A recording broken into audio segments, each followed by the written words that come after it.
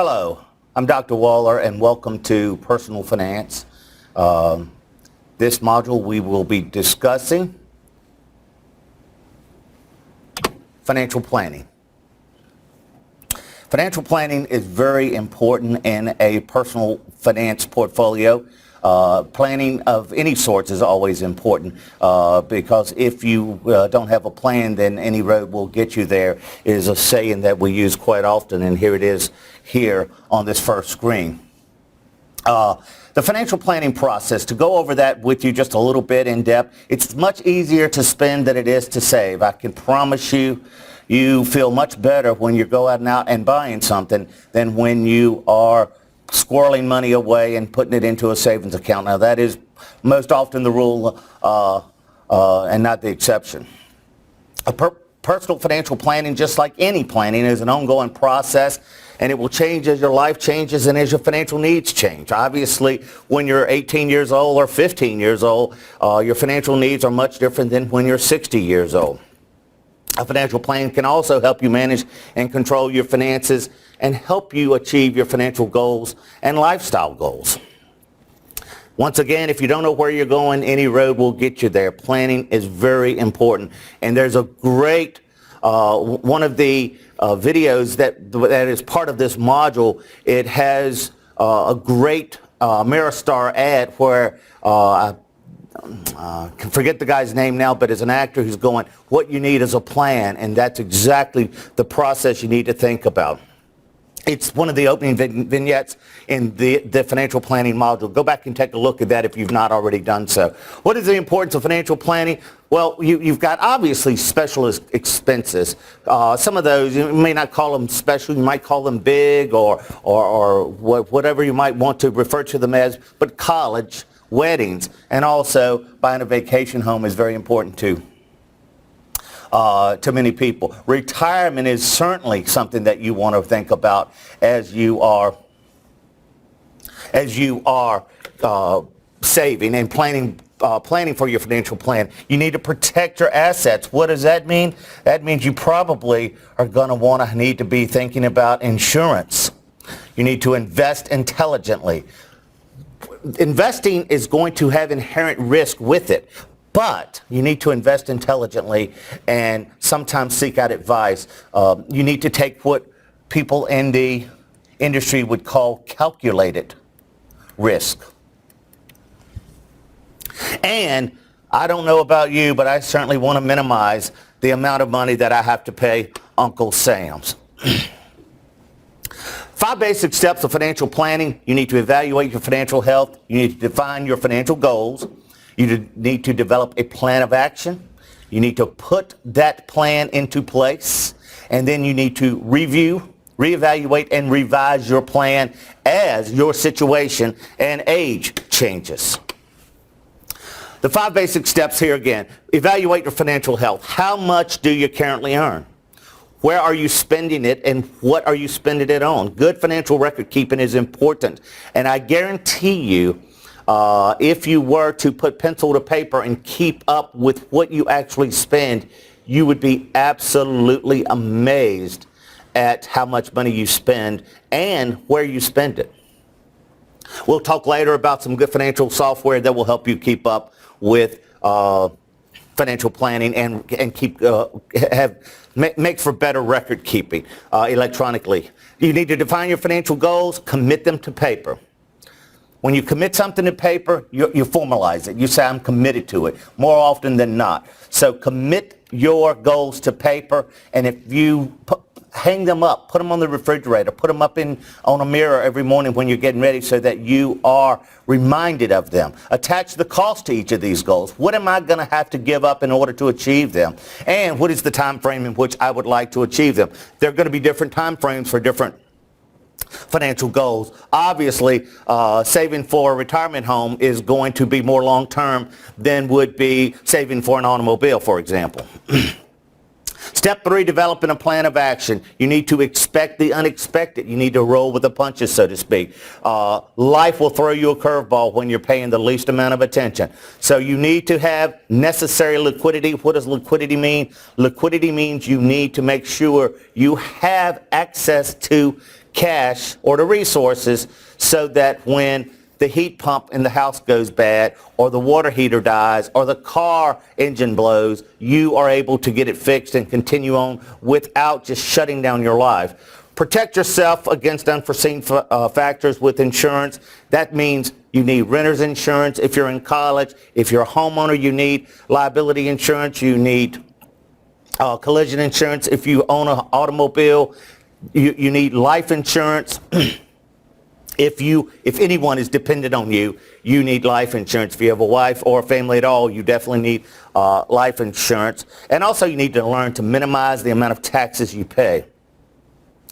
Number 4, implement the plan. Be tenacious in carrying it out. Just do it. You've got to be committed to it. Go back and look at what you wrote out on paper and make sure that you're reminded of it every day. And be tenacious. Just do it, as the Nike commercial says. And then finally, you need to review, reevaluate, and revise based on your life changes. Life will throw you a curveball, as I said, and change will happen. So the budgeting planning process here is sort of diagrammed out for you. Step 1, evaluate your financial health. Prepare a personal balance sheet,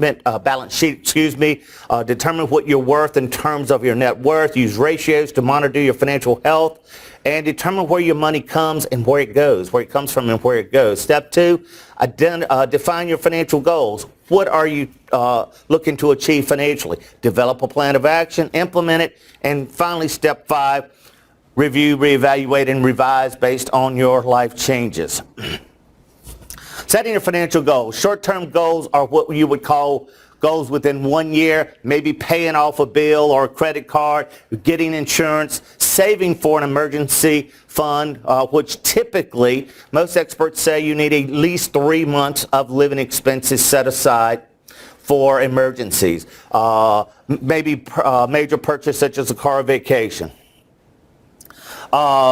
Intermediate terms, goals, 1 to 10 years, down payment on a home, paying off a large debt such as a mortgage, saving for an older child's college fund because you didn't start saving quite early enough, and financing large items such as a wedding or a vacation home.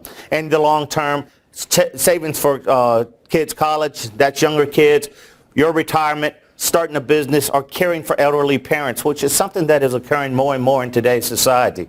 Looking here at the individual financial life cycle, you can see stage 1, the early years, stage 2, approaching retirement, and stage 3, the retirement years, where you're 65 and older. And at the bottom of the screen here, you can see some of the complications that might pop up. People get divorced. Unfortunately, maybe one of the spouse could die unexpectedly or prematurely. You could become unemployed. The economy could just go crazy on you. Remember, and many of you don't remember this, but 2008, we had a huge economic crisis, financial and housing crisis. And it's going to happen again. It's just part of the financial life cycle. So spend some time looking at this and thinking about where you might be and thinking about how you might plan for these things as you get older. Now, here is a personal financial goals worksheet. I'm not going to spend a whole lot of time on this here. This sheet is available from the textbook and also the textbook PowerPoints, but you can obviously pause this video right now and you can look over this in terms of short-term goals, intermediate goals, and long-term goals. And even though you're in this class now, you are a young person and many of these things are not on your radar, these are time-tested fundamentals that will do you well down the road. So keep those in mind.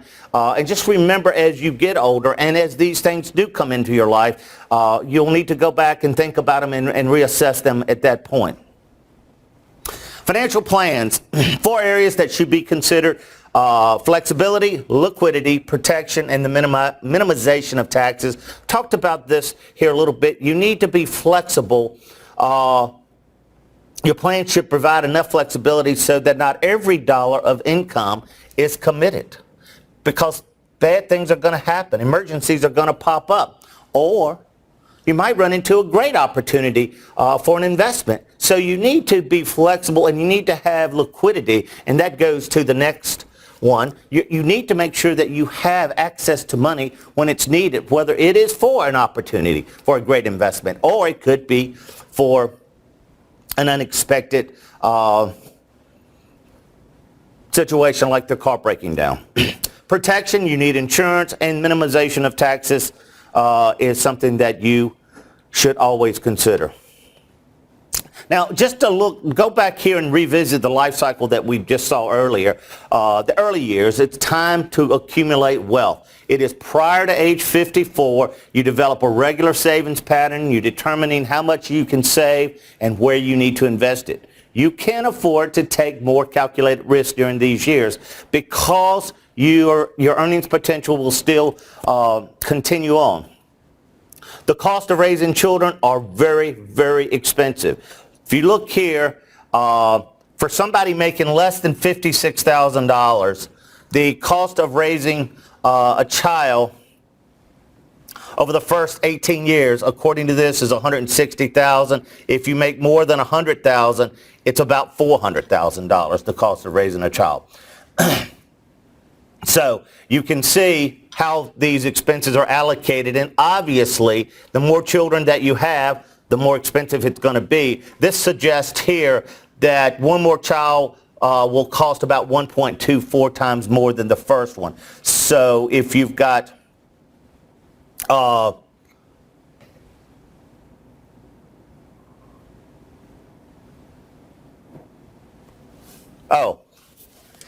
sorry. For one child, it's 1.24. And if it's additional children, it's 0.77. Because obviously, as more children are in the family, some of the things are you're able to use the car seat again. You're able to hand-me-down clothes.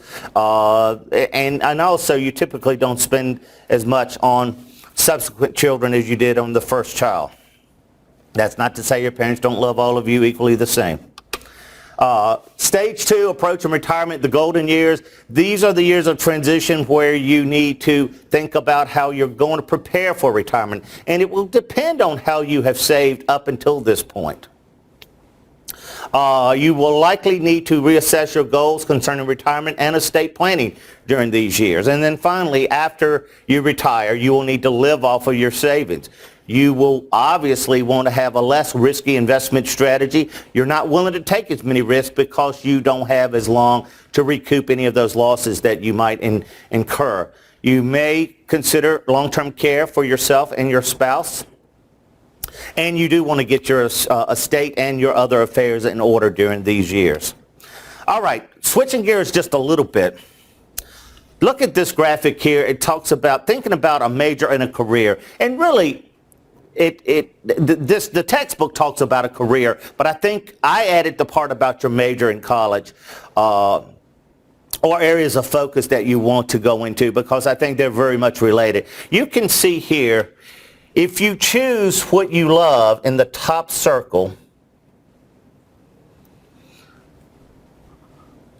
obviously that's something you want to do. Choose what you love. Well, if you choose what you love, but it does not pay well, you will be happy but poor. If you choose what you love and it pays well but you're not good at it, then that's just a dream. For example, maybe you absolutely love playing baseball. And maybe you're absolutely not good at it. Well, then it's just a dream. If it pays well and you love it, but you're not good at it, well, I'm sorry. If you love it and it pays well, but you're not good at it, you're happy but poor. What you're looking to do here, and you can see, let me see if I can back this up just a little bit. We want to find somewhere that we love what we're doing, we're good at it, and it pays well. That is where the intersection is a win-win for everybody. Because you can see we might be happy but poor. We might be rich but bored. But if we don't love what we're doing, we're rich but bored. And it might be just a dream that you're living in a fantasy land. So you need to think about all of this.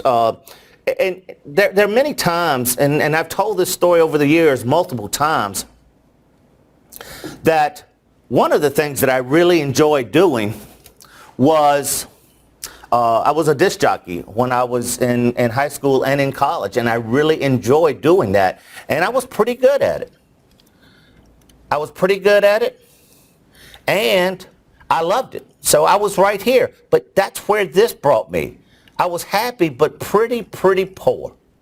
Because in order to make a really good living as an air personality or a disc jockey, you've got to be in a top market somewhere like LA or New York or Chicago. You have to be in one of those top markets, and you have to be one of the top people. I probably wasn't good enough at it to make it in one of those markets. So I could have made it in a local market and worked in several local markets, but it didn't pay very well at all. So keep those things in mind. You know, are you good at mathematics? Are you good at history? Whatever you're good at, whatever you love, and then find a way that you can maximize that. Keep that in mind when you're choosing your career and your major.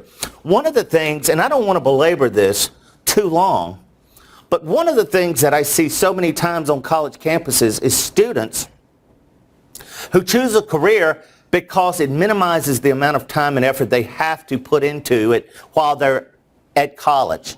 And once they get out, they don't really have a lot of options with that career. They're miserable. I can't tell you the number of people that come back and pursue a graduate degree or go get another degree because they weren't thinking about choosing wisely when they went to college. I'm not going to beat that dead horse. But anyway, getting a job and being successful, you need a professional resume. You need to start working on your resume today. I don't care how young you are or how old you are. It's something it's a reflection of you.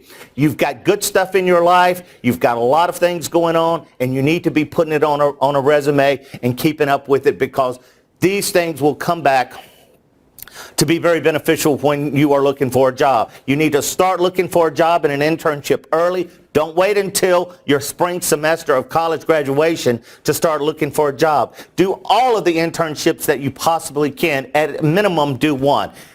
Unpaid if they must. Prepare and practice for interviews. Get in front of a camera like I'm doing right now. Look yourself in the mirror and say, I, John Johnson, am a confident person. I do this well, whatever this is.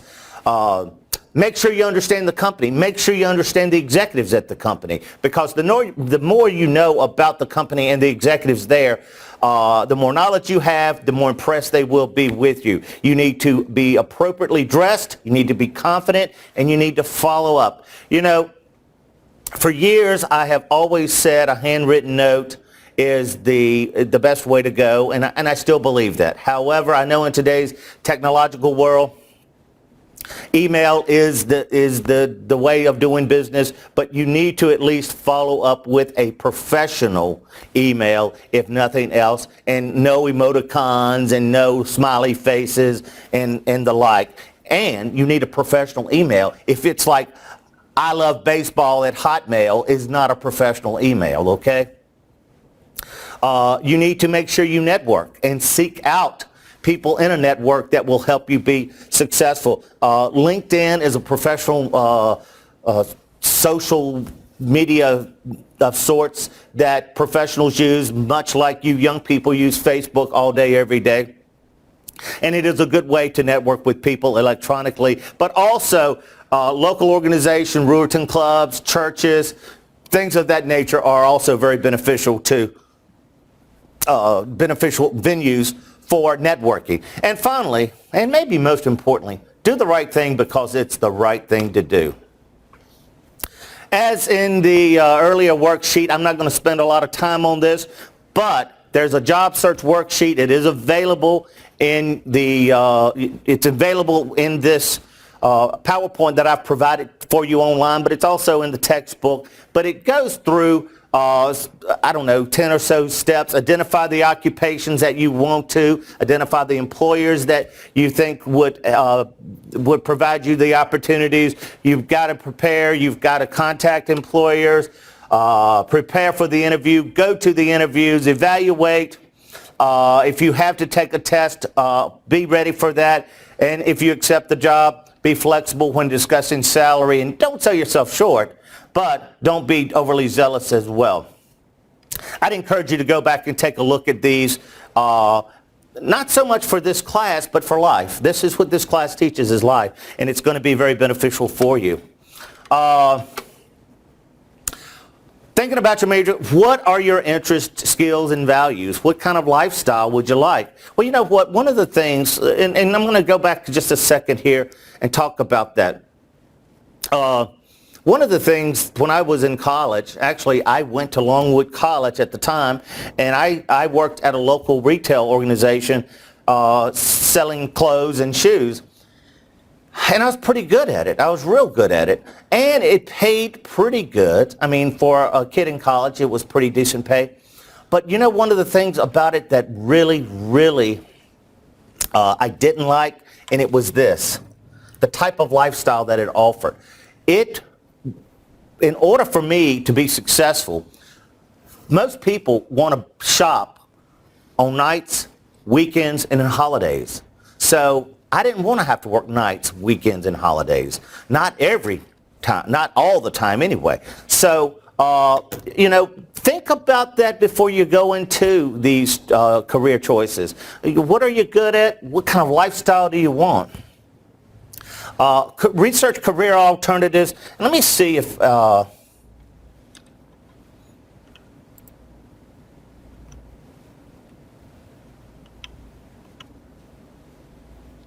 let's see if I can get this link to open.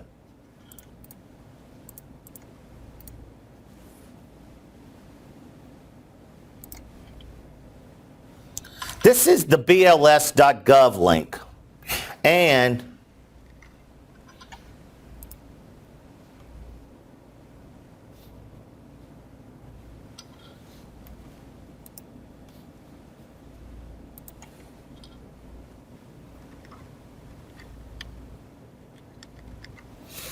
you can see here that you've got the highest paying occupations from this link, and the top one appears to be an oral and maxillofacial surgeon, physicians and other surgeons, obstetricians, internists, doctors. So it looks like doctors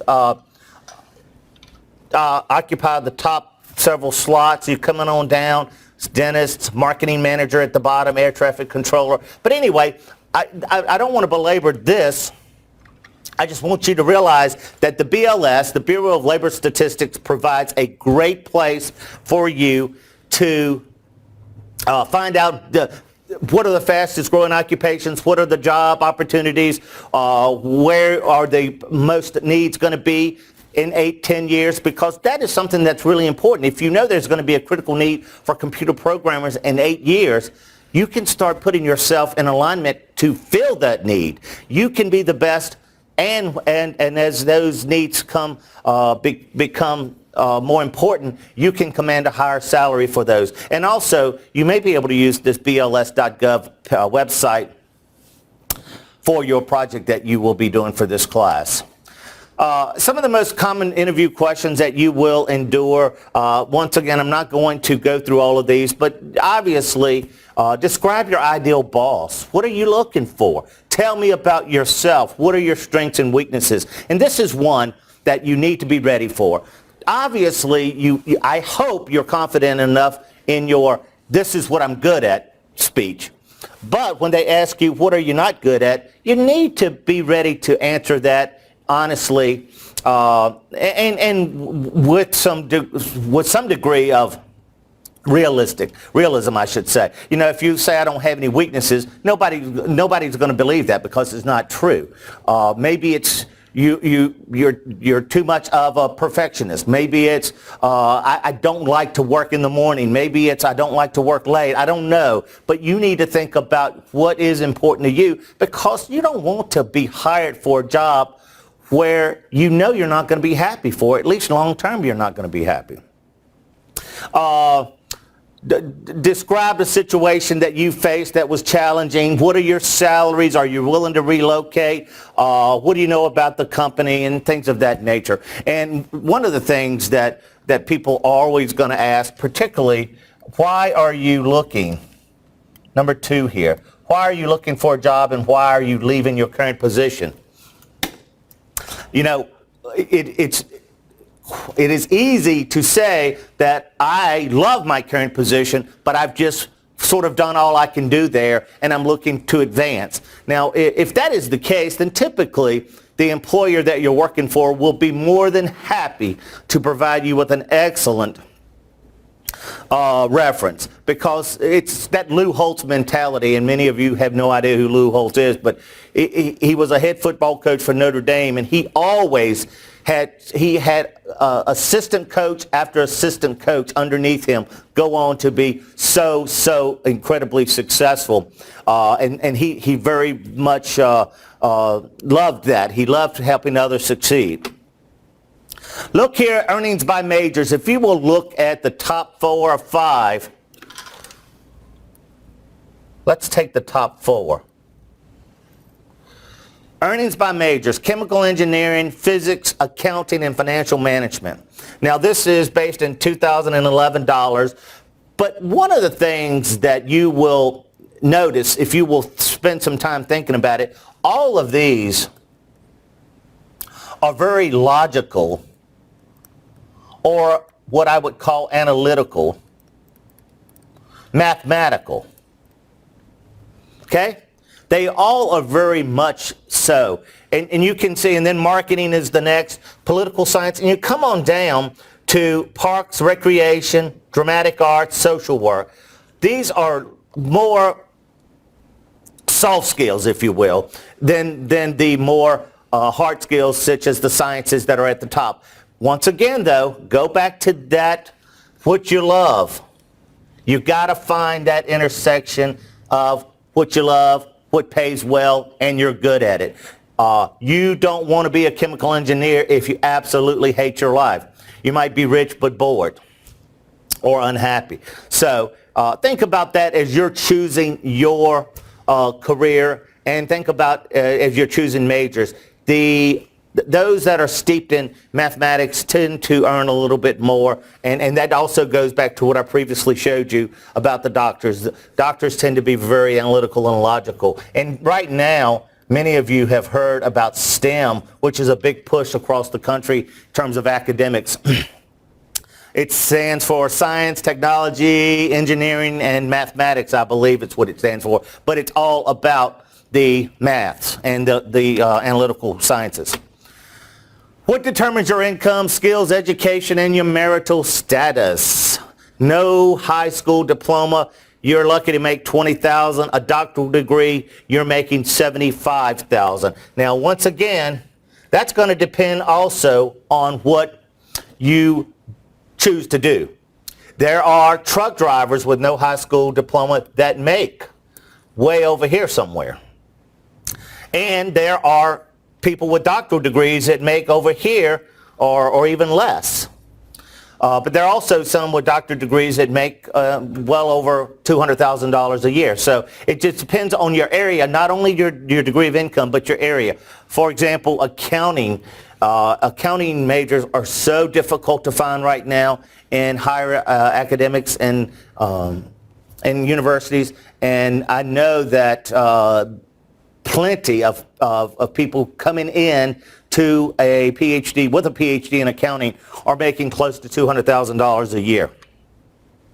Okay, the 10 principles of personal finance. As we pull this together, financial planning. The best protection is knowledge. You need to know fundamentals of personal finance. You need to understand time value of money. You need to understand insurance. You need to know how to seek out help and get advice from professionals. You need a plan. What you need is a plan.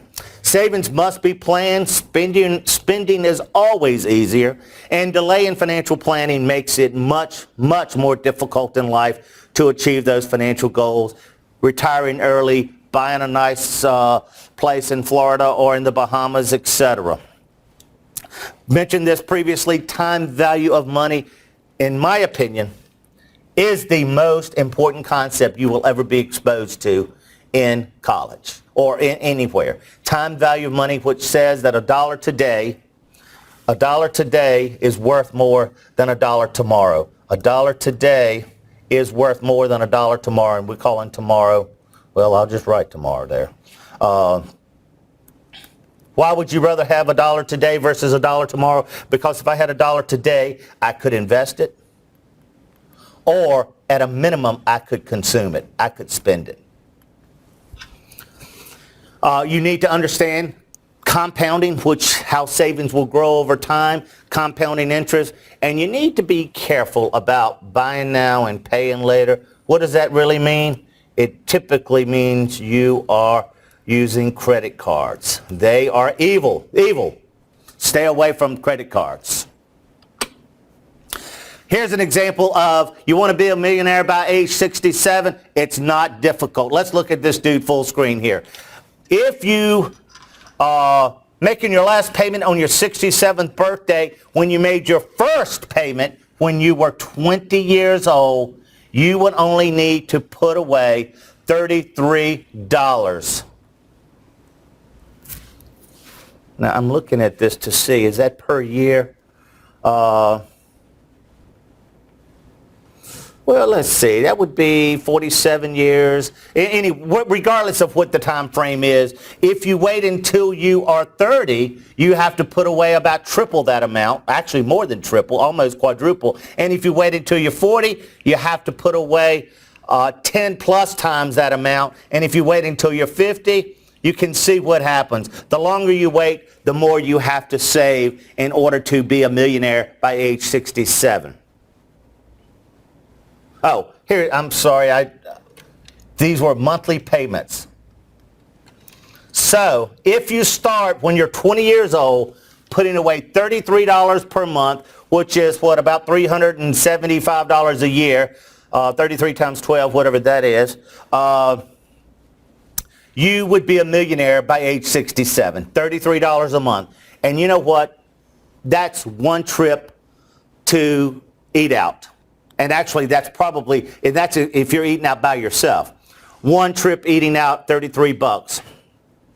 You could be a millionaire by age 67. And that is assuming a pretty high rate of return of 12%. But at the same time, this illustrates the importance of starting early. If you wait 10 years later, you have to put away $109 per month.